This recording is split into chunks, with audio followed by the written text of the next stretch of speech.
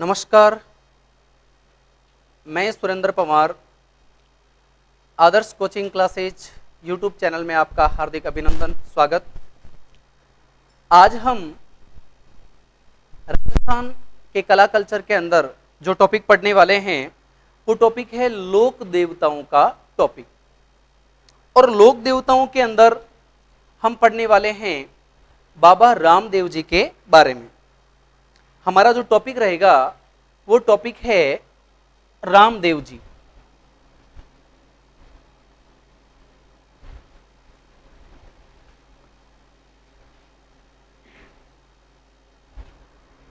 रामदेव जी के बहुत सारे नाम हैं, उपनाम हैं। इनके बारे में हम बात कर लेते हैं कि इनका जन्म कब हुआ। सबसे पहला प्रश्न कि रामदेव जी का जन्म कब हुआ, तो रामदेव जी का जन्म हुआ है विक्रम संवत 1405 के अंदर। और जो तारीख है वो भादवा सुदी दूज या बीज को माना जाता है। जन्म हुआ है विक्रम संवत 1405 भादवा सुदी बीज को बाबा रामदेव जी का जन्म हुआ है। रामदेव जी का अगर जन्म स्थान के बारे में बात करें, जन्म स्थान है उंडू काश्मीर गांव, उंडू काश्मीर गांव, शिव तहसील बाड़मेर। उंडू काश्मीर गांव, शिव तहसील बाड़मेर के अंदर बाबा रामदेव जी का जन्म स्थान माना जाता है। बाबा रामदेव जी के बारे में कहा जाता है कि बाबा रामदेव जी जो है वो कृष्ण के अवतार हैं, विष्णु के अवतार हैं। विष्णु का ही अवतार कृष्ण है और कृष्ण का इनको अवतार माना गया है। यहां मैं लिख देता हूं अवतार। अवतार किसके, तो याद रखिएगा ये कृष्ण के अवतार माने जाते हैं। कृष्ण के, कृष्ण नहीं मिलेगा तो ऑप्शन में आपको जरूर मिलेगा विष्णु के अवतार।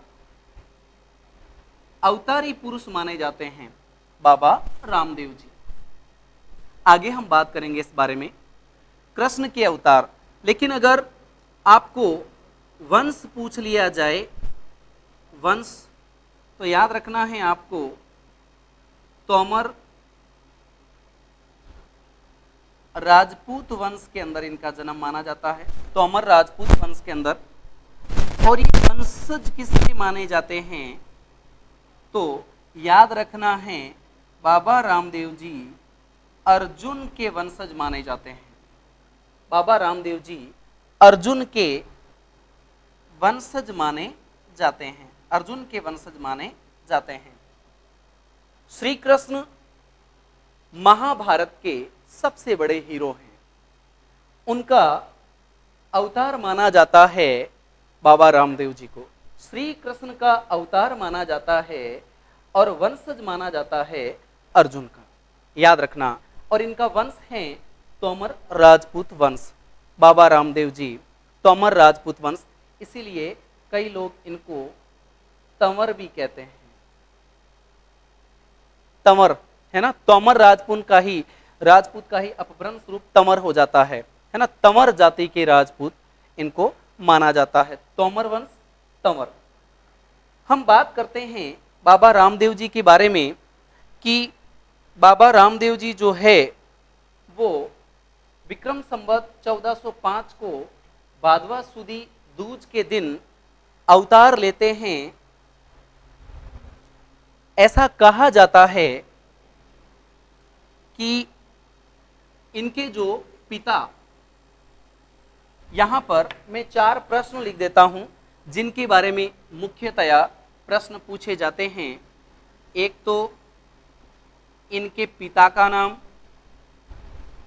एक इनकी माता का नाम, एक पूछा जाता है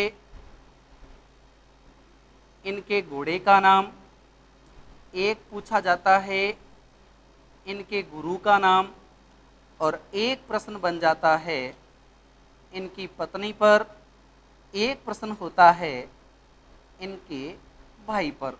इन सब के बारे में हम चर्चा कर लेते हैं।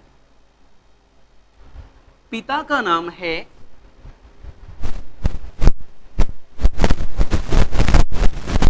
अजमाल जी, तोमर वंश के राजपूत है अजमाल जी। अजमाल जी। माता का नाम है मेणा दे, इनकी माता का नाम मेणा दे, बाबा रामदेव जी की मां का नाम मेणा दे, और इनका जो घोड़ा है वो लीला घोड़ा है। लीला घोड़ा, घोड़े का नाम है लीला। कई बार इसे नीला भी लिख दिया जाता है, नीला, नीला घोड़ा, नीला घोड़ा भी लिख दिया जाता है। गुरु का नाम जो है इनके वो है बालीनाथ। बालीनाथ जी इनके गुरु माने जाते हैं। गुरु का नाम है इनके बालीनाथ, और इनकी पत्नी का जो नाम आता है, रामदेव जी की पत्नी का नाम आता है नेतल दे। पत्नी है बाबा रामदेव जी की नेतल दे। नेतल दे इनकी पत्नी का नाम आता है। फिर बात करते हैं इनके भाई का नाम, तो इनके भाई का नाम आता है वीरम देव। इनके भाई का नाम आता है वीरम देव, और वीरम देव को बलराम का अवतार माना जाता है। याद रखिएगा, बलराम का अवतार माना जाता है, बलराम का अवतार।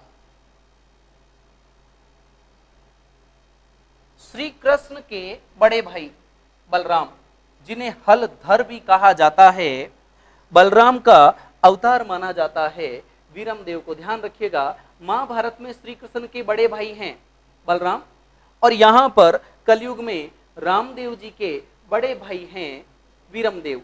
बलराम का ही अवतार इनको माना जाता है। तो एक बार हम फिर से इनके ऊपर चर्चा कर लेते हैं कि रामदेव जी के पिता का नाम है अजमल जी तोमर, माता का नाम है मेणा दे, है ना। पूछा जा सकता है अजमल जी की पत्नी का क्या नाम है, मेणा दे, और रामदेव जी की माता का क्या नाम है, मेणा दे। ठीक है।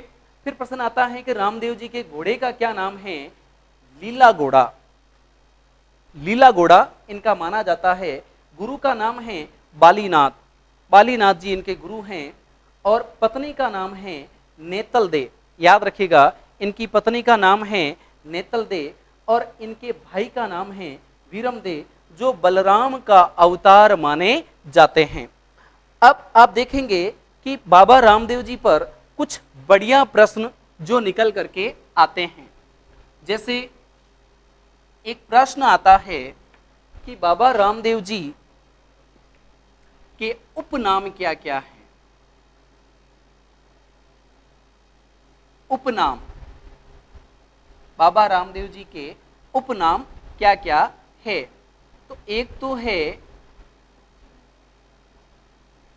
रूणी चारा धनी, रूणी चारा धनी लिख देता हूं मैं, रूणी चारा धनी इनको कहा जाता है। उपनाम है इनका रूणी चारा धनी। एक इनके घोड़े का नाम लीला है, तो लीले घोड़े रा, असवार भी इनको कहा जाता है। लीले घोड़ेरा, असवार भी इनको कहा जाता है। याद रखिएगा, बाबा रामदेव जी को ही पीरों का पीर कहा जाता है, पीरों का पीर कहा जाता है, पीरों का पीर कहा जाता है। हिंदू लोग इन्हें बाबा रामदेव कहते हैं, बाबा रामदेव जी के नाम से इनको पुकारते हैं। हिंदू लोग इन्हें बाबा रामदेव जी के नाम से पुकारते हैं। हिंदू लोगों की बात कर रहा हूं मैं, हिंदू लोग इन्हें बाबा रामदेव जी के नाम से पुकारते हैं। और अगर मैं बात करूं मुस्लिम लोगों की, मुस्लिम लोग, तो मुस्लिम जो इनके भक्त हैं, श्रद्धालु हैं, वो इन्हें रामसा पीर के नाम से बुलाते हैं। मुस्लिम लोग इन्हें रामसा पीर के नाम से पुकारते हैं। याद रखिएगा, मुस्लिम लोग बाबा रामदेव जी को रामसा पीर के नाम से पुकारते हैं। ये सभी बाबा रामदेव जी के ही उपनाम माने जाते हैं। याद रखिएगा, बाबा रामदेव जी को ही कृष्ण का अवतार माना जाता है। कृष्ण का अवतार माना जाता है ना, कृष्ण का अवतार माना जाता है।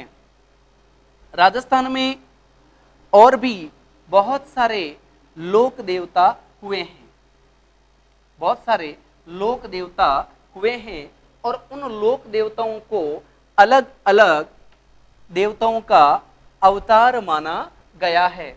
उनको अलग अलग देवताओं का अवतार माना गया है। जैसे अगर मैं बात करूं रामदेव जी, तो रामदेव जी को कृष्ण का अवतार माना गया है। रामदेव जी को कृष्ण का अवतार माना गया है। उसी प्रकार से एक नाम आता है पाबूजी, पाबूजी राठौड़, उनको लक्ष्मण का अवतार माना गया है। पाबूजी को लक्ष्मण, जो भगवान श्री राम के छोटे भाई हैं, उनका अवतार माना गया है। इसी प्रकार से आपने देखा होगा गुजरों के आराध्य देवता है देव नारायण जी। देव नारायण जी, उनको विष्णु का अवतार माना गया है। उनको विष्णु का अवतार माना गया है। तो आपको ध्यान रखना है, रामदेव जी को कृष्ण का अवतार माना गया है। कृष्ण अगर ऑप्शन में नहीं मिले तो वहां पर आपको मिल जाएगा विष्णु का अवतार माना गया है। अब हम बात करते हैं बाबा रामदेव जी के बारे में। बाबा रामदेव जी के बारे में एक प्रश्न मिलता है कि इनके खास भक्त कौन कौन है। बाबा रामदेव जी के खास भक्त कौन कौन है। आप देखिए, एक नाम आता है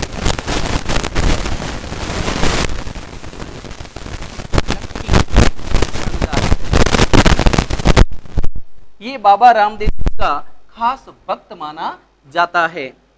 एक नाम आता है हरजी भाटी, ये भी बाबा रामदेव जी का खास भक्त माना जाता है। एक तो लखी बंजारा, एक हरजी भाटी, और एक नाम आता है रत्ना रायका या देवासी। देवासी, ये तीनों ही बाबा रामदेव जी के परम भक्त माने जाते हैं। महिलाओं के अंदर नाम आता है परम भक्त का डालीबाई। डालीबाई, आगे बात करेंगे हम इस पे। लखी बंजारा पर हम चर्चा करते हैं। लखी बंजारा के बारे में कहा जाता है कि यह व्यक्ति मिश्री बेचने का काम करता था। एक बार रामदेव जी इस व्यक्ति को रास्ते में मिले। रामदेव जी ने पूछा, भाई क्या है इसमें? तो उसने झूठ बोल दिया कि भाई मेरे बोरों के अंदर तो नमक है। बाबा रामदेव जी ने उसको तुरंत पर्चा दिया।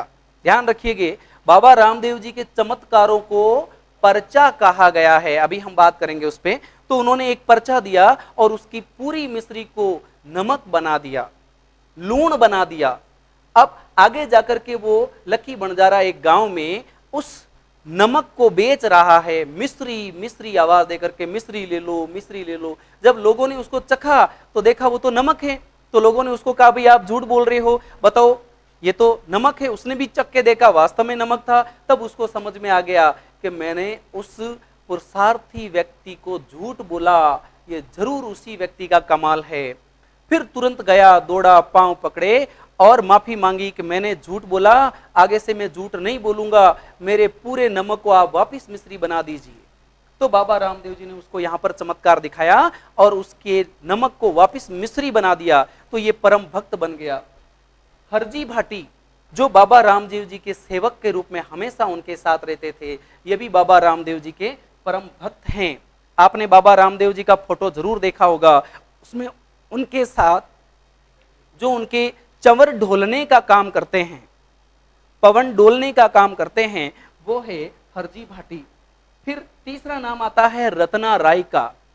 ये बाबा रामदेव जी का परम भक्त है। बाबा रामदेव जी ने इसको जीवन दान दिया था, है ना, उसको मृत व्यक्ति को वापस जिंदा किया था, इसलिए ये भी बाबा रामदेव जी का परम भक्त बन गया। एक नाम आता है डालीबाई।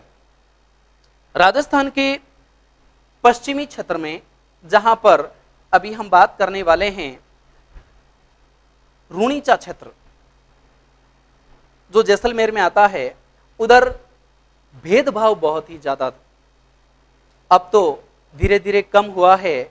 उस जमाने में, हम बाबा रामदेव जी के जमाने की बात कर रहे हैं, भेदभाव बहुत ज्यादा था और डालीबाई भेदभाव का शिकार हो गई थी। ये मरने के लिए जा रही थी। बाबा रामदेव जी ने इसको पूछा और इसकी व्यथा को सुना और बाबा रामदेव जी ने इसे कहा कि आप मेरे हाथ पर एक धागा बांध दो और आप मेरी बहन बन जाओ, उसके बाद में आपके साथ कोई भेदभाव नहीं करेगा। डालीबाई ने बाबा रामदेव जी के हाथ पर एक धागा बांधा और वो उसकी धर्म बहन बन गई। इस प्रकार से बाबा रामदेव जी ने छुआछूत को खत्म करने का काम किया है, भेदभाव को मिटाने का काम किया है। प्रश्न बनता है कि राजस्थान के एकमात्र लोक देवता जिन्होंने छुआछूत और भेदभाव को मिटाने के लिए काम किया है, तो वह लोक देवता कौन है? बाबा रामदेव जी। अब हम बात करते हैं इससे आगे। ये तो हो गए बाबा रामदेव जी के परम भक्त, जिनके बारे में हम लोग बात कर रहे हैं। चारों ही बाबा रामदेव जी के परम भक्त हैं। अब यहां पर आप देखिएगा, बाबा रामदेव जी के जो मंदिर होते हैं, बाबा रामदेव जी के जो मंदिर होते हैं,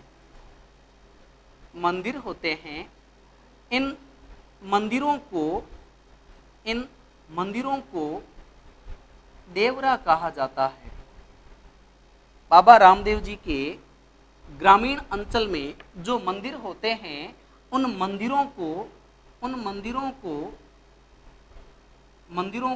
देवरा कहा जाता है। ध्यान रखिएगा, देवरा कहा जाता है। याद रखिएगा, बाबा रामदेव जी के मंदिरों को मुस्लिम लोग दरगाह कहते हैं। बाबा रामदेव जी के मंदिरों को मुस्लिम लोग दरगाह से संबोधित करते हैं। ध्यान रखिएगा, इसी देवरा को मुस्लिम लोग दरगाह भी कहते हैं। ध्यान रखिएगा। अब हम बात करते हैं कि बाबा रामदेव जी का जो ये मंदिर है, इस मंदिर के अंदर, बाबा रामदेव जी के इस मंदिर के अंदर जो पूजा होती है, वो बाबा रामदेव जी के पगलियों की पूजा होती है। ध्यान रखिएगा, इसमें जो पूजा होती है वो बाबा रामदेव जी के चरणों की पूजा होती है, पगलियां पूजे जाते हैं। ध्यान रखिएगा, पगलियां, चरणों की पूजा होती है। यानी बाबा रामदेव जी के प्रतीक चिन्ह क्या हैं? चरण हैं।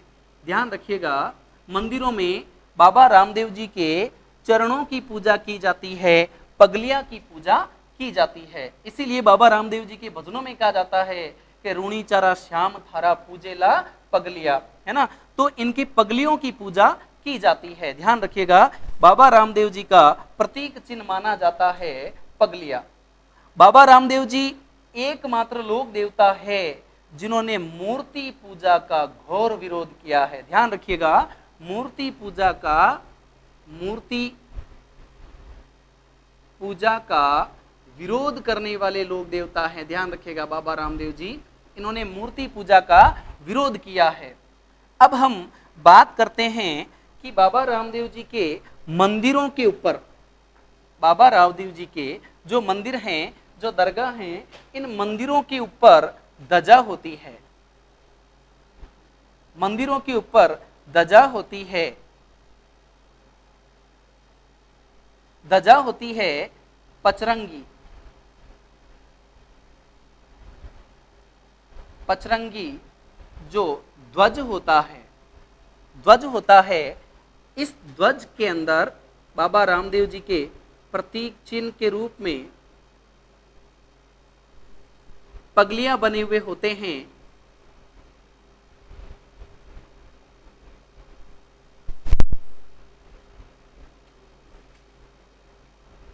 पगलियां बने हुए होते हैं, इसे नेजा कहा जाता है।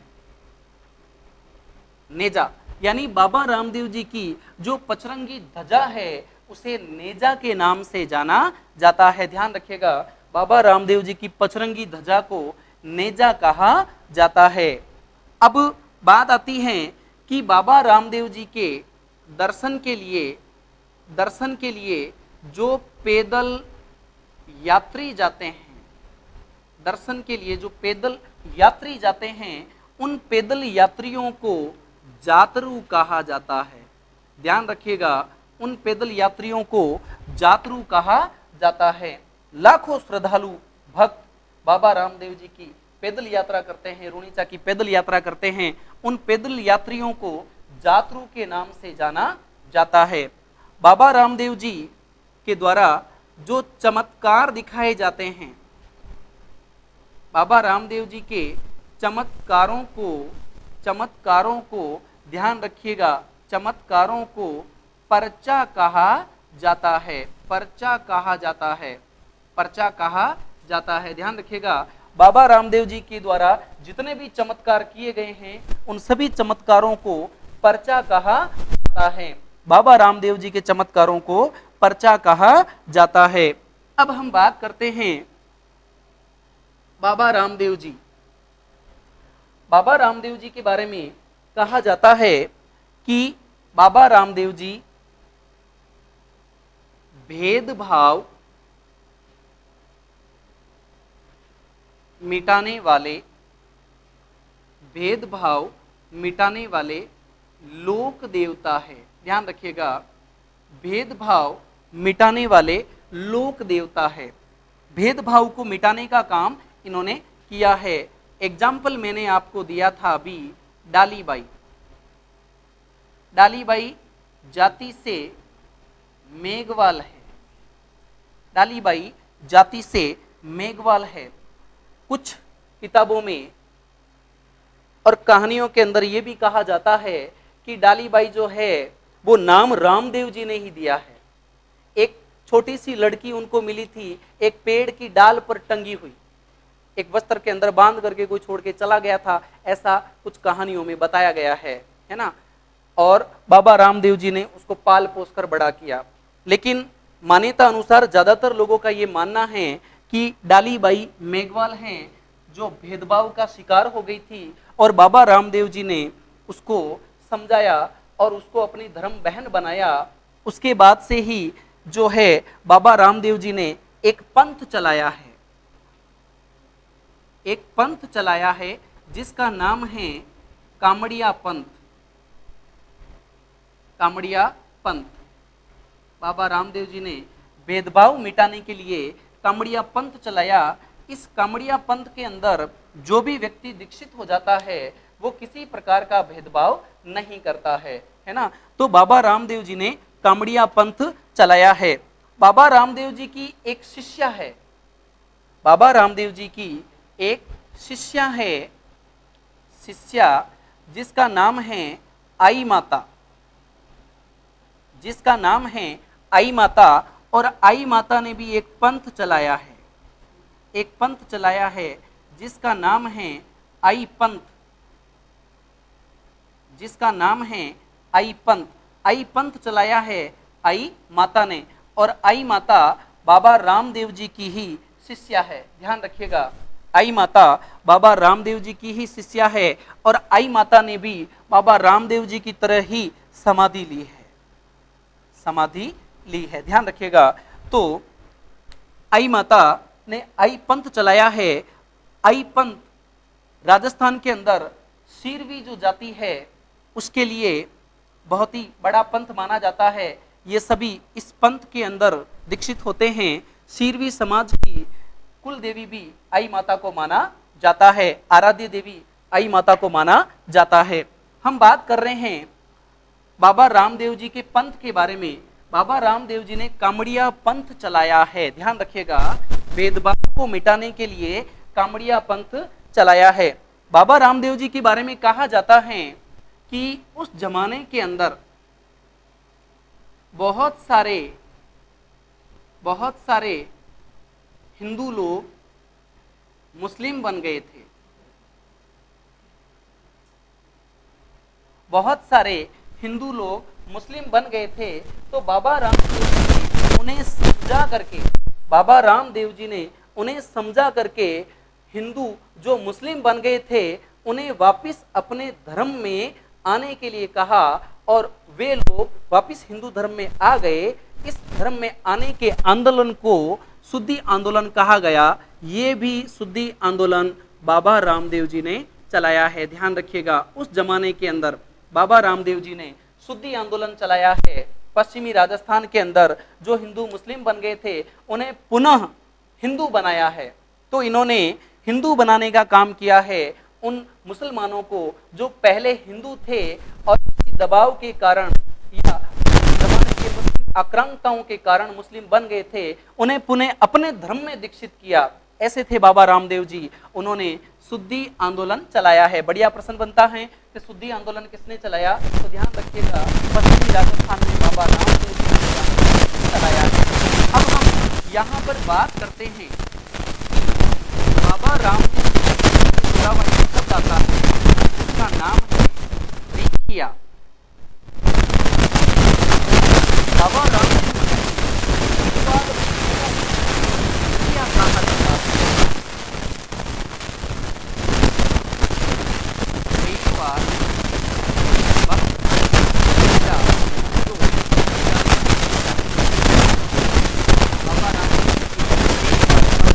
या पुजारी होते हैं वो रेखिया कहलाते हैं, ध्यान रखिएगा। बाबा रामदेव जी के जो मेघवाल भक्त और पुजारी होते हैं उन्हें रेखिया के नाम से जाना जाता है। अब हम बात करते हैं बाबा रामदेव जी के बारे में कि बाबा रामदेव जी हिंदू और मुस्लिम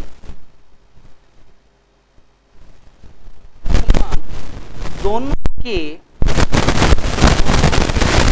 आराध्य, दोनों के आराध्य हैं, ध्यान रखिएगा, है ना, दोनों के आराध्य हैं। और इनका मेला बढ़ता है रूणीचम,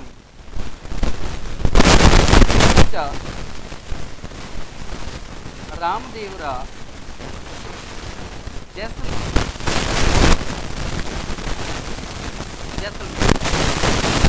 रामदेवरा जैसलमेर के अंदर इनका मेला बढ़ता है। ध्यान रखिएगा, हिंदू और मुस्लिम दोनों के आराध्य देव हैं।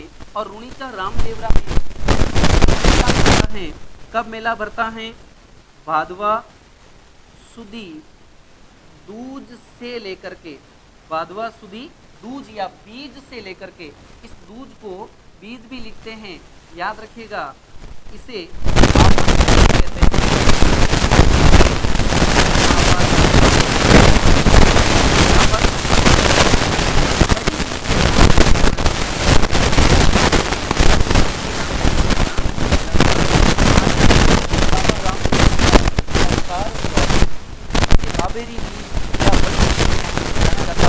तो हम बात कर रहे हैं कि रूणीचा रामदेवरा जैसलमेर के अंदर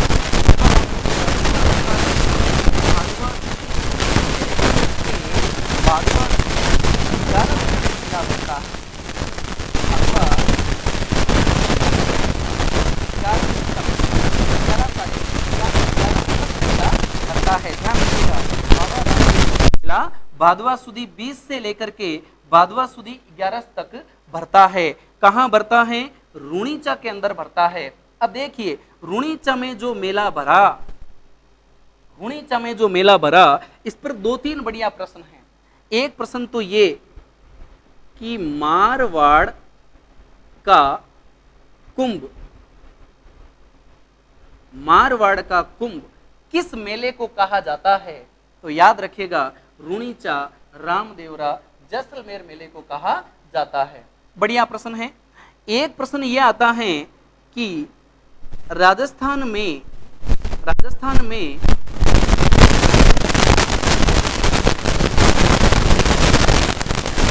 मुस्लिम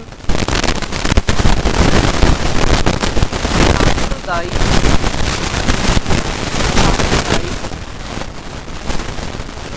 सौहार्द का सबसे बड़ा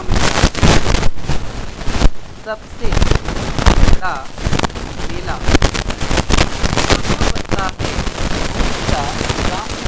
बनता है। ध्यान रखिएगा, राजस्थान में हिंदू मुस्लिम एकता या सांप्रदायिक सौहार्द का सबसे बड़ा मेला कहां बढ़ता है? तो आपको बताना है रुणीचा रामदेवरा। रुणीचा रामदेवरा जैसलमेर जिले में है और तहसील पड़ती है पोखरण तहसील के अंदर, है ना, जैसलमेर के अंदर। तो ध्यान रखिएगा, रुणीचा में मारवाड़ का महाकुंभ या कुंभ का मेला बढ़ता है। रुणीचा के अंदर राजस्थान में हिंदू मुस्लिम सांप्रदायिक सौहार्द का सबसे बड़ा मेला और किसकी याद में बनता है? बाबा रामदेव की याद में बनता है। ध्यान रखिएगा। फिर आगे की बात करते हैं बाबा रामदेव जी के बारे में। बाबा रामदेव जी के बारे में कहा जाता है कि बाबा रामदेव जी एकमात्र ऐसे लोक देवता हैं जो कवि थे। एकमात्र लोक देवता जो कवि थे, एकमात्र लोक देवता जो कवि थे। तो इन्होंने कौन सा ग्रंथ लिखा है? इन्होंने ग्रंथ लिखा है 24 बाणियां। 24 बाणियां इन्होंने ग्रंथ लिखा है। ध्यान रखिएगा, इन्होंने ग्रंथ लिखा है 24 बाणियां। याद रखिएगा, बाबा रामदेव जी एकमात्र लोक देवता जो कवि हैं और उन्होंने ग्रंथ लिखा है 24 बाणियां। तो सीधी सी बात है, लिखा है तो इसका मतलब हुआ कि ये पढ़े लिखे थे, है ना। कैसे लोक देवता हैं? पढ़े लिखे लोक देवता, शिक्षित लोक देवता है। तभी तो इन्होंने भेदभाव को खत्म करने की बात की है। अगर पढ़े लिखे नहीं होते तो भेदभाव की तो बात ही पैदा नहीं होती है। इसीलिए शिक्षा का बड़ा महत्व है। ये बात बाबा रामदेव जी भी बहुत अच्छे तरीके से जानते थे, क्योंकि वो स्वयं शिक्षा से जुड़े हुए थे, पढ़े हुए थे। तो याद रखिएगा, राजस्थान में एकमात्र लोक देवता जो कवि हैं, लेखक हैं, उनका नाम है रामदेव जी और उन्होंने ग्रंथ लिखा है 24 बाणियां। 24 बाणियां के अंदर उन्होंने तमाम प्रकार की अलग अलग बातों को लिखा है, अलग अलग कुप्रथाओं के बारे में लिखा है, अलग अलग जो बातें गलत हैं उन्हें खत्म करना है, उनके बारे में इन्होंने बताया है ना, कि किस प्रकार से लोग जो है वो गलत परंपराओं को चला रहे हैं। तमाम 24 बाणियों के अंदर बहुत ही अच्छी अच्छी बातें इन्होंने बताई है, जो समाज को परिवर्तित कर दे, जो समाज के लोगों को अच्छा इंसान बना दे, ऐसी ऐसी बातें इन्होंने 24 बाणियां के अंदर लिखी हैं। आगे हम बात करते हैं कि जो बाबा रामदेव जी हैं, याद रखिएगा, जो बाबा रामदेव जी हैं, इनके गुरु का नाम आता है बालीनाथ। इनके गुरु का नाम आता है बालीनाथ। और ऐसा माना जाता है कि बालीनाथ जी योगी पुरुष थे और एक तांत्रिक था, राक्षस था, जिसका नाम आता है भैरव। इस भैरव की वजह से आसपास के 24 कोष के अंदर माना जाता है कि मनुष्य ने रहना छोड़ दिया था। इस बात को गुरु बालकनाथ ने रामदेव जी तक पहुंचाया। रामदेव जी वीर योद्धा हैं, उन्होंने अपने गुरु की बात को समझा और फिर ऐसा कहा जाता है कि एक छोटा सा रामदेव जी ने नाटक किया, गुरु की कुटिया के अंदर जाकर के सो गए। भैरव राक्षस आया, उसे मनुष्य की गंध आ जाती थी और जहां पर भी उसे मनुष्य की गंध आती थी तो वह उस मनुष्य को, मानव को मार करके खा जाता था। तो भैरव राक्षस को रामदेव जी की गंध आई, रामदेव जी कुटिया के अंदर एक गूदड़ी के अंदर सो जाते हैं। और भैरव राक्षस उस गूदड़ी को खींचने का काम करता है। गूदड़ी लंबी होती जाती है, लंबी होती जाती है। अब भैरव राक्षस को समझ में आ गया कि मैं किसी बहुत बड़े जाल में फंस चुका हूं। अब भैरव राक्षस आगे आगे और बाबा रामदेव जी अपने घोड़े, लीले घोड़े पर असवार होकर के भैरव राक्षस के पीछे पीछे, और उन्होंने जाकर के भैरव राक्षस की चोटी पकड़ करके उसको जोरदार तरीके से फेरा और उसका वध कर दिया। अब याद रखिएगा, जब भी कोई भगवान या लोक देवता किसी दुष्ट को, राक्षस को मारता है तो उसको मर्डर करना नहीं कहते हैं, उसको वध करना कहते हैं, ध्यान रखिएगा। तो बाबा रामदेव जी ने भैरव राक्षस का वध किया है, क्योंकि उसकी वजह से वहां पर लोगों का रहना मुश्किल हो गया था। तो प्रश्न बन सकता है कि बाबा रामदेव जी ने किस राक्षस का वध किया है? तो याद रखिएगा, बाबा रामदेव जी ने भैरव राक्षस का वध किया है ना, क्योंकि भैरव राक्षस की वजह से सभी लोग बहुत ज्यादा परेशान थे, हताश थे। बाबा रामदेव जी के बारे में कहा जाता है कि इनके मौसी के बेटे भाई, मौसेरे भाई, मौसेरे भाई जिनका नाम है हड़बूजी सांखला, हड़बूजी सांखला, ये बाबा रामदेव जी के मौसेरे भाई है। ध्यान रखिएगा, हड़बूजी सांखला बाबा रामदेव जी के मौसेरे भाई है, और ये दोनों याद रखिएगा शिष्य भाई भी हैं। इनके गुरु का नाम भी बालकनाथ है ना, तो ये दोनों गुरु भाई भी हैं, ये ध्यान रखिएगा। बाबा रामदेव जी ये दोनों गुरु भाई भी हैं और मौसी के बेटे भाई भी हैं।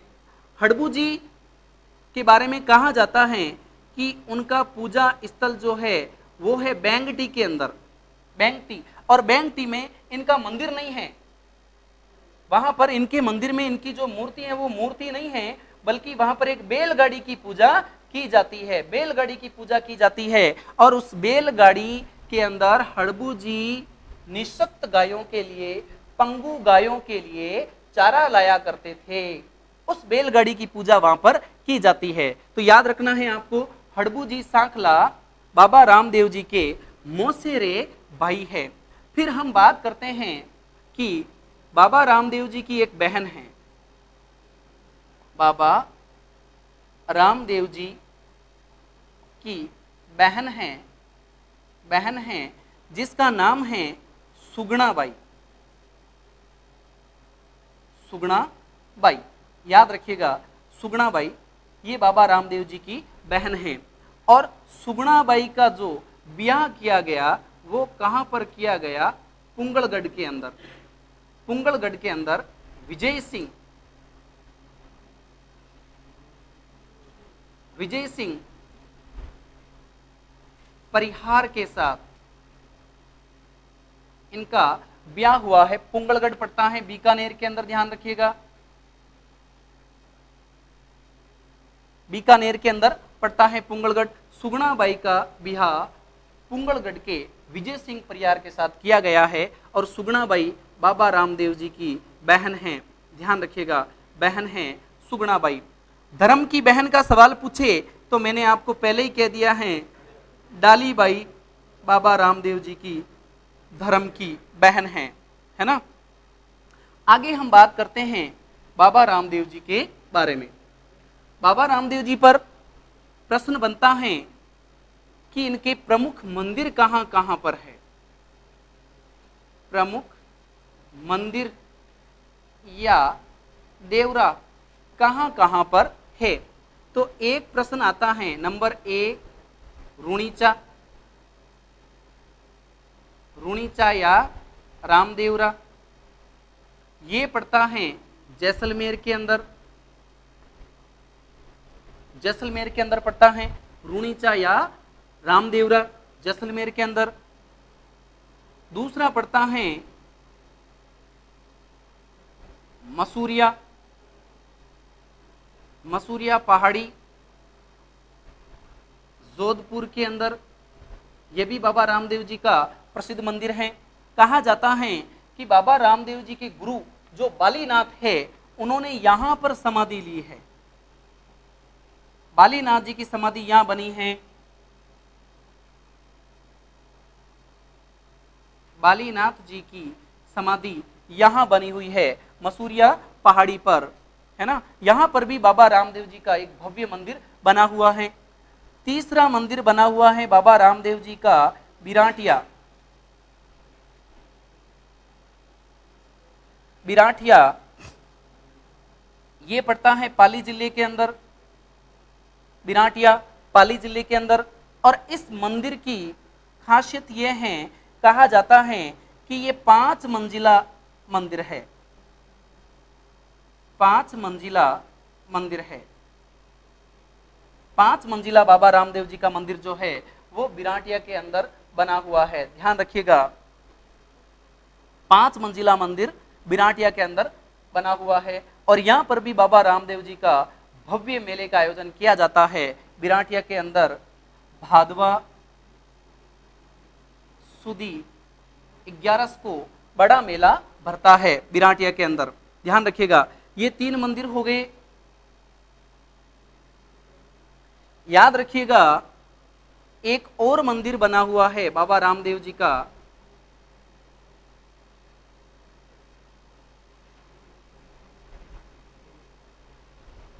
खुंडियासर में, जो अजमेर में माना जाता है, अजमेर में माना जाता है। और ऐसा कहा जाता है कि ये छोटा रामदेवरा है, इसको छोटा रामदेवरा कहा जाता है, छोटा रामदेवरा कहा जाता है। ध्यान रखिएगा, खुंडियासर अजमेर के रामदेव जी के मंदिर को, है ना, खुंडीसर या खुंडियासर ऐसा नाम आता है, खुंडीसर या खुंडियासर छोटा रामदेवरा के नाम से भी जाना जाता है। मिनी रामदेवरा या छोटा रामदेवरा इसको कहा जा सकता है। ध्यान रखिएगा, बढ़िया प्रश्न है।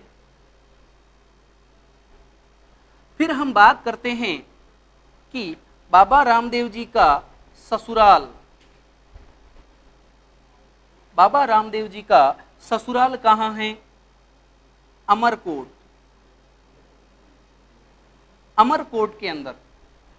अमरकोट के राजा हैं दल सिंह जी, उनकी पुत्री है नेतल। याद रखिएगा, ससुराल है अमरकोट, अमरकोट दल सिंह जी की पुत्री है नेतल। नेतल धर्मपत्नी है रामदेव जी की। याद रखिएगा, नेतल दे, नेतल दे के नाम से भी इनको जाना जाता है। नेतल दे बाबा रामदेव जी की पुत्री है, पत्नी है, सॉरी, बाबा रामदेव जी की पत्नी का नाम है नेतल दे। याद रखना है। इनके घोड़े के बारे में हमने पहले ही चर्चा कर ली है कि इनके घोड़े का नाम है लीला घोड़ा, इनके घोड़े का नाम है लीला घोड़ा। याद रखिएगा, बाबा रामदेव जी के घोड़े का नाम है लीला घोड़ा, है ना, बाबा रामदेव जी के घोड़े का नाम है लीला घोड़ा। और प्रश्न आता है कि बाबा रामदेव जी ने समाधि कहाँ, कब, कैसे या किस में ली? तो बाबा रामदेव जी ने समाधि कहाँ ली है? याद रखिएगा, राम सरोवर पाड़, राम सरोवर पाड़ रूणीचा। कब ली है? 1458 विक्रम संवत में ली है, विक्रम संवत 1458 के अंदर ली है। फिर प्रश्न आता है, बाबा रामदेव जी ने जल समाधि ली है। ध्यान रखिएगा, बाबा रामदेव जी ने जल समाधि ली है।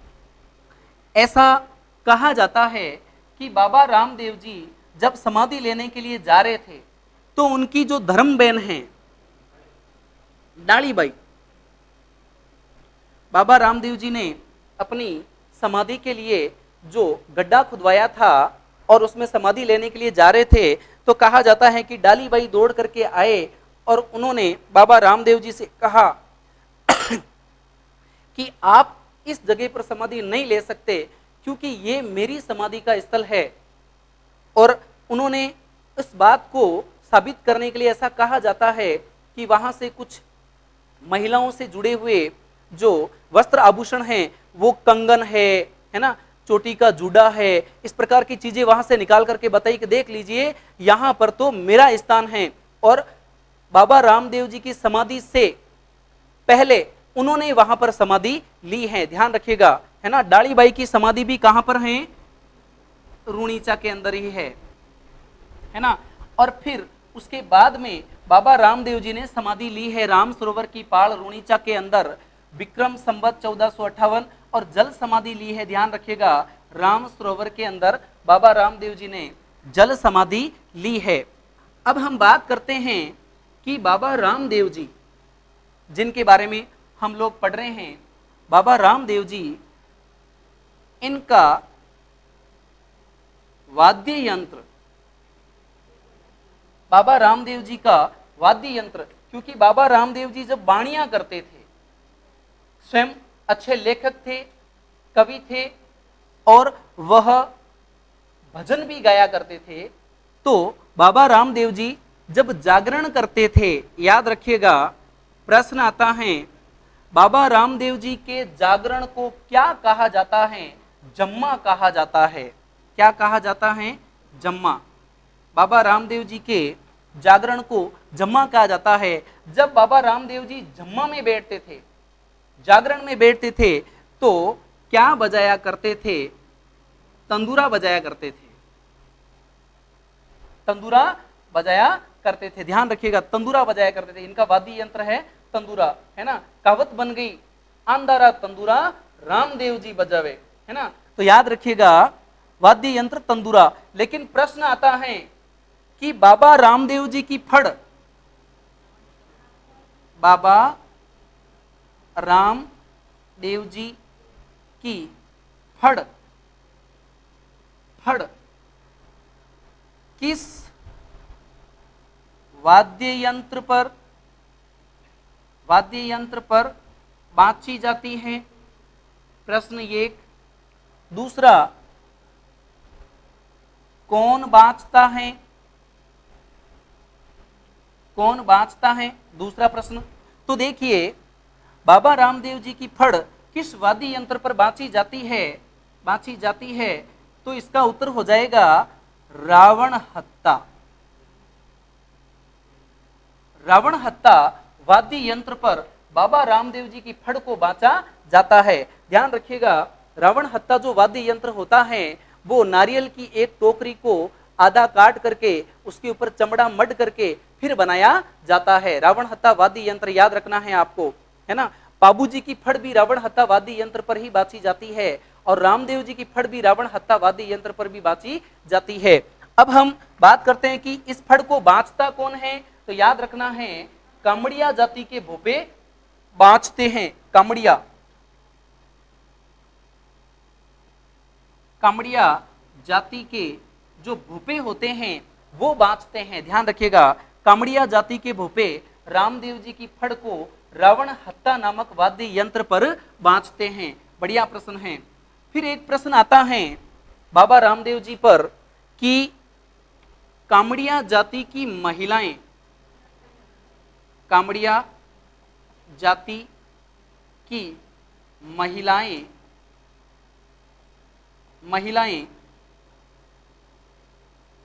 रामदेव जी की याद में, रामदेव जी की याद में कौन सा नृत्य करती है? कौन सा नृत्य करती है? तो याद रखिएगा, 13 ताली नृत्य करती है। कौन सा नृत्य करती है? 13 ताली नृत्य करती है महिलाएं। कामड़िया जाति की महिलाएं 13 ताली नृत्य करती है। 13 ताली नृत्य के अंदर क्या होता है कि 13 मंजीरे होते हैं। ध्यान रखिएगा, कितने मंजीरे होते हैं? मंजीरों की संख्या होती है 13।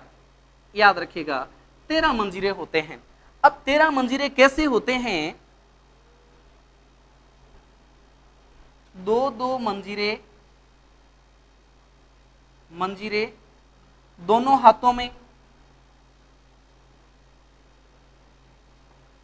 हाथों में, याद रखिएगा, दो दो मंजीरे दोनों हाथों में और 9 मंजीरे बाएं पैर पर बांधे जाते हैं। याद रखिएगा, दो मंजीरे इस हाथ में, 2 मंजीरे इस हाथ में, तो ये तो संख्या हो गई 4, और जो बाकी के 9 मंजीरे हैं वो बाएं पैर पर बांधे जाते हैं। ध्यान रखिएगा, तहरे ताली नृत्य विशुद्ध रूप से महिलाओं का नृत्य है। तहरे ताली नृत्य में पुरुष भाग नहीं लेते हैं, तो विशुद्ध रूप से महिलाओं का नृत्य है। दूसरी बात, बैठकर किया जाने वाला नृत्य है, महिलाओं का नृत्य है, बैठकर किया जाने वाला नृत्य है। इस नृत्य को करते समय महिलाएं कृषि से संबंधित बहुत सारे हाव भाव जो हैं वो व्यक्त करती है, जैसे खेत के अंदर बुआई करना, निनाण करना, फसल को काटना, फसल को साफ करना, ये तमाम प्रकार की जो बातें हैं वो इस नृत्य के द्वारा बताने का प्रयास किया जाता है। तहरे ताली नृत्य विशुद्ध रूप से महिलाओं का नृत्य है। याद रखिएगा, अब यहां पर प्रश्न आता है कि ये तहरे ताली नृत्य का प्रमुख केंद्र कौन सा है? प्रमुख केंद्र कौन सा है? तो प्रमुख केंद्र तो माना जाएगा रुणीचा। प्रमुख केंद्र तो इसका रुणीचा है, वहां का फेमस है क्योंकि रामदेव जी की याद में वहां पर किया जाता है। लेकिन अगर प्रश्न यूं बन जाए कि इस तहरे ताली नृत्य का उद्गम कहां से हुआ, उद्गम कहां से हुआ, तो याद रखना है आपको पादरला गांव पाली, पादरला गांव पाली जो इस तहरे ताली नृत्य का उद्गम गांव माना जाता है। तहरे ताली नृत्य जो है पादरला गांव पाली का उद्गम स्थान माना गया है। ध्यान रखिएगा, पादरला गांव पाली से ही इसको शुरुआत मानी जाती है। लेकिन अगर पूछ ले कि प्रमुख केंद्र कहां है, तो आपको बताना है रुणीचा। तहरे ताली नृत्य का प्रमुख जो स्थान माना जाएगा वो रुणीचा माना जाएगा। अगला प्रश्न आता है बाबा रामदेव जी पर।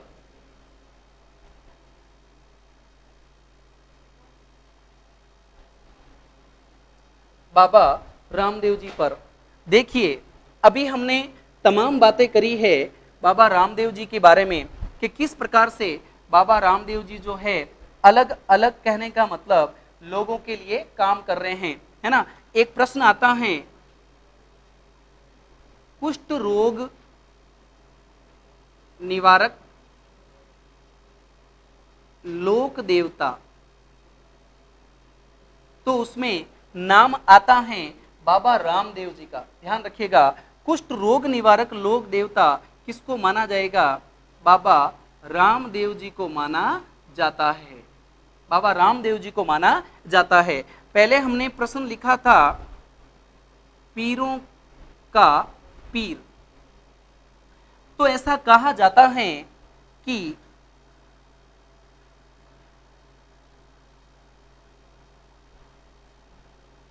रुणीचा के अंदर एक पीपली है जिसका नाम है पंच पीपली, इसका नाम है पंच पीपली। कहा जाता है इस पीपली के नीचे 5 पीर आए थे, 5 पीर आए थे। वो देखना चाहते थे कि वास्तव में बाबा रामदेव जी किस प्रकार से चमत्कार करते हैं। बाबा रामदेव जी जब उनसे मिलने गए तो उन्होंने बाबा रामदेव जी के साथ बहुत ही अच्छे तरीके से शिष्टाचार युक्त बातचीत की। फिर बाबा रामदेव जी ने कहा कि आपको कुछ दिनों के लिए यहाँ रुकना चाहिए और हमारे हिंदू धर्म को समझना चाहिए। तो उन्होंने कहा नहीं, हमको वापस मक्का मदीना जाना पड़ेगा क्योंकि हम यहाँ भोजन नहीं कर सकते। तो रामदेव जी ने पूछा क्यों नहीं कर सकते? तो उन्होंने कहा कि हमारे कटोरे जो हैं वो मक्का मदीना के अंदर रह गए हैं। तो बाबा रामदेव जी ने उनको पर्चा दिया, चमत्कार दिखाया और 5 पीरों के लिए मक्का से सीधे कटोरे मंगवा लिए। ऐसे थे बाबा रामदेव जी। तो याद रखिएगा, इन 5 पीरों के लिए मक्का मदीना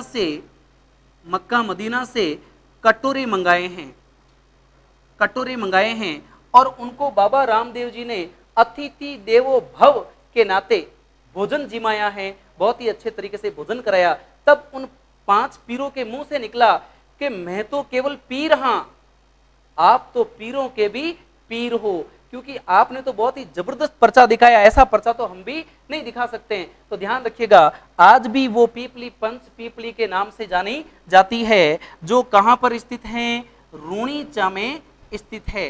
ध्यान रखिएगा, रूणीचा के अंदर स्थित है। बाबा रामदेव जी के बारे में ये तो हम बात कर रहे हैं बाबा रामदेव जी के बारे में। बाबा रामदेव जी पर एक सवाल बनता है, सबसे लंबा लोकगीत किस लोक देवता की याद में, किस लोक देवता की याद में गाया जाता है?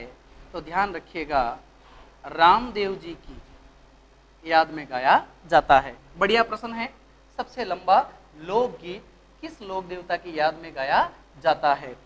एक प्रश्न आता है, जो रम्मत है एक लोक नाट्य है, लोक नाट्य है। जब इसको शुरू किया जाता है, शुरू किया जाता है, प्रारंभ किया जाता है, शुरू करते समय सर्वप्रथम रामदेव जी के गीत गाए जाते हैं, रामदेव जी के भजन गाए जाते हैं। ध्यान रखिएगा, रामदेव जी के भजन गाए जाते हैं। सबसे लंबा लोकगीत रामदेव जी का है। रम्मत जो लोक नाट्य है, इसको शुरू करते समय सबसे पहले रामदेव जी के भजन गाए जाते हैं। इस बात को भी आपको ध्यान में रखना है।